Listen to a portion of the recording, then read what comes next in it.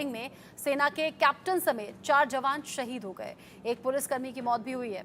हालांकि कुल 5 लोगों की यहां पर शहादत हुई।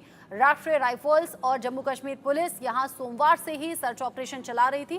कहा गया था कि 3 संदिग्ध वहां पर आतंकी देखे गए हैं और ये किसी स्थानीय महिला से पानी मांगते हुए देखे गए हैं। सर्चिंग के दौरान आतंकी फायरिंग करते हुए भाग गए। घना जंगल होने की वजह से वो बच निकले। अब तक उन तक पहुंचा नहीं जा सका है। सोमवार रात 9 बजे के आसपास फिर से गोलीबारी हुई। इसमें 5 जवान गंभीर रूप से जख्मी हो गए। इन्होंने इलाज के दौरान दम तोड़ दिया। इनकी शहादत हो गई। शहीद हुए राष्ट्रीय राइफल्स के जवानों में कैप्टन ब्रिजेश थापा, नायक डी राजेश, सिपाही ब्रिजेंद्र, सिपाही अजय शामिल हैं। इनमें से सिपाही अजय सिंह राजस्थान के झुंझुनू जिले के बुहाना तहसील के भैसावता कला के रहने वाले थे। सेना इलाके में हेलीकॉप्टर, ड्रोन से आतंकियों की तलाश में जुटी है ताकि जमीन से नहीं सही तो आसमान की नजर से उन्हें देखा जा सके और पकड़कर ढेर कर दिया जा सके, बदला शहादत का लिया जा सके। हमले की जिम्मेदारी आतंकी संगठन जैश ए मोहम्मद से जुड़े हुए कश्मीर टाइगर्स ने ली है।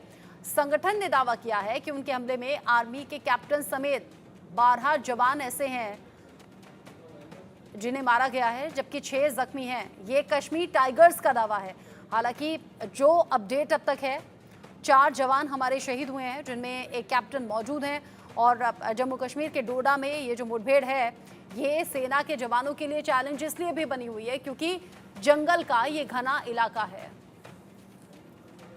इस पूरी घटना को लेकर देश भर में यही पुकार है कि इस शहादत का बदला जल्द से जल्द लिया जा सके। जो जवान शहीद हुए हैं उनके परिवार में मातम जरूर पसरा है, लेकिन साथ ही साथ बदला और कार्रवाई की मांग वहां रह रहकर उठ रही है। इस पूरे मामले को लेकर भारत सरकार आगे क्या कदम उठा सकती है, क्या अंदर की खबर है, क्या इनसाइड स्टोरी है और क्या इस पर होना चाहिए, क्या हमारी स्ट्रैटेजी चेंज होनी चाहिए। शाहनवाज हुसैन से इंडिया न्यूज संवाददाता ने बात की है। बीजेपी के राष्ट्रीय प्रवक्ता पूर्व केंद्रीय मंत्री शाहनवाज हुसैन साहब हमारे साथ में मौजूद हैं। सर, मोदी सरकार 3.0 जिस दिन से बनी है 4 जून से, उसी दिन से लगातार जम्मू कश्मीर में आतंकी वारदातों में वृद्धि हुई है, तेजी आई है। अभी भी डोडा में लगातार मुठभेड़ जारी है, 5 जवान हमारे मर चुके हैं। क्या कहेंगे सर? नहीं, बहुत दुखद है।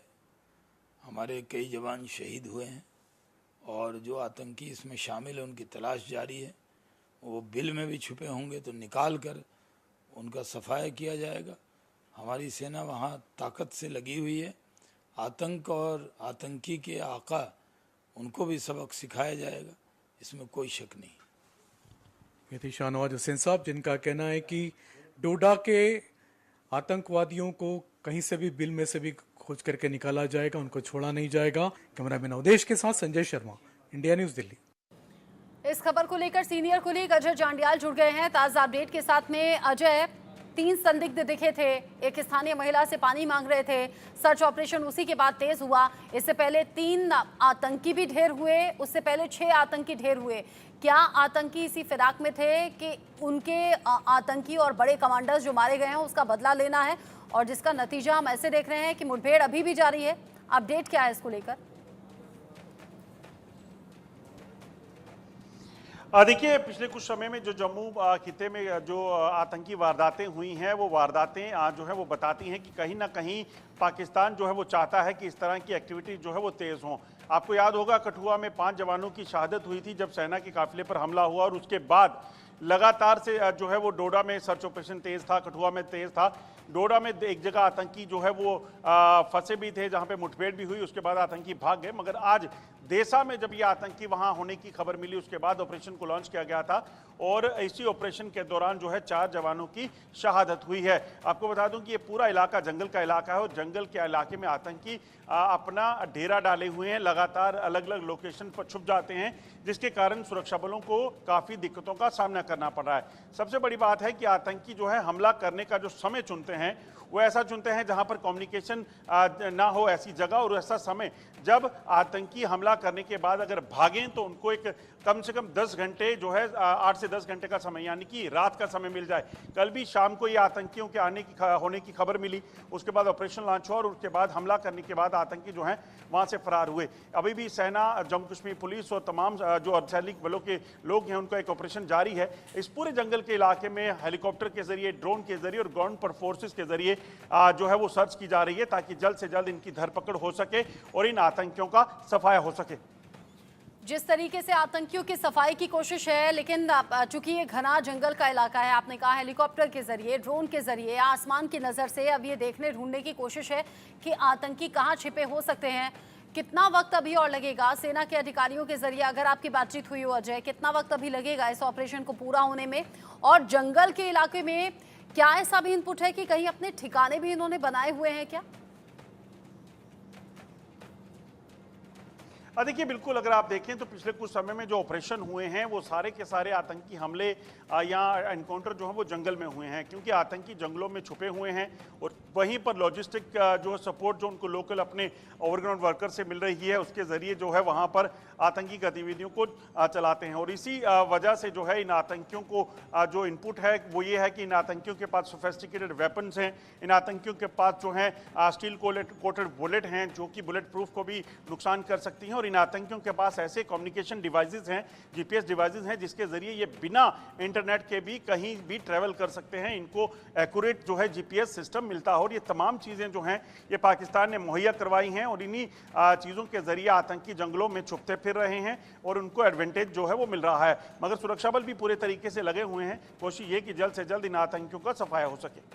आतंकियों की सफाई की कोशिश लगातार सुरक्षा बल कर रहे हैं। और सबसे बड़ी बात तो ये भी है ना अजय, एक तरफ तो वो परिवार हैं जिन्होंने अपने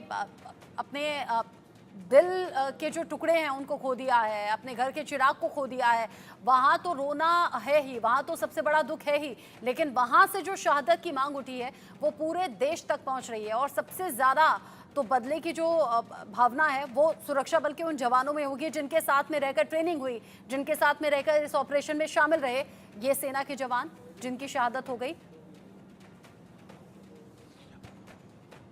देखिए बिल्कुल, इन जवानों की शहादत के बाद जो उनके साथी जवान हैं यकीनन उनमें गुस्सा बेहद होगा, मगर संयम के साथ उस गुस्से को वो अपने अंदर रखेंगे और उसके बाद इन आतंकियों का सफाया करेंगे। इस चीज़ को भी सुनिश्चित किया जाएगा और बदला जो है वो लिया जाएगा जल्द ही सैनिकों की जान का। और वहीं अगर बात की जाए तो परिवार के लिए दुखद है क्षण है जो आपने देखा कि कैप्टन थापा के जो पिता हैं, जो लेफ्टिनेंट कर्नल हैं, उन्होंने भी कहा कि जो हुआ है वो दर्दनाक है, मगर अब हम इंतज़ार कर रहे हैं कि बेटे का शव जो है वो वापस लौटे। सेना में जो है अपनी सर्विसेज देने के बाद उनके बेटे ने भी सेना में जाना चुना, जो कि एक खतरों भरा रास्ता रहता है, मगर जो लोग सेना में आते हैं सुरक्षा बलों के जो टुकड़ियों में शामिल होते हैं वो लोग हैं जो बिना डर बिना जो है किसी परेशानी के आते हैं और उनका मकसद सिर्फ देश सेवा होता है।